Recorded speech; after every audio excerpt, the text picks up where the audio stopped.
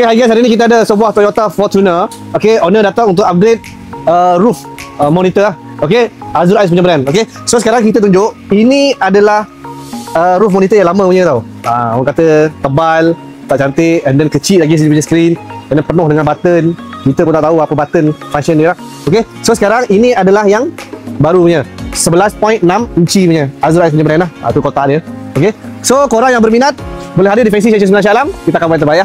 Tapi korang jangan lupa follow, like and share untuk konten yang seterusnya.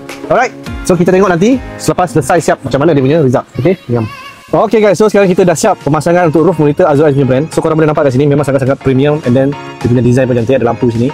So waktu malam kalau kunci jatuh pun boleh nampak lah kat sini. Okay, so ini dia berkait dengan di bahagian depan. Depan pun dia pakai Azur Ais punya brand juga lah.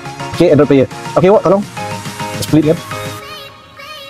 So kat sini korang boleh nampak dia connect sama, depan belakang tak ada masalah. And then korang perlu tambah lagi satu, orang kata ada alat dua nama dia. Dekat sini lain punya, orang kata contohlah tengok UPN di bahagian depan 100% map saja. Ada satu alat tu nama dia. Yang tu kita cerita yang lain kali lah. Okay, so korang yang berminat jangan lupa hadir jumpa kita akan buat yang terbaik. Okay,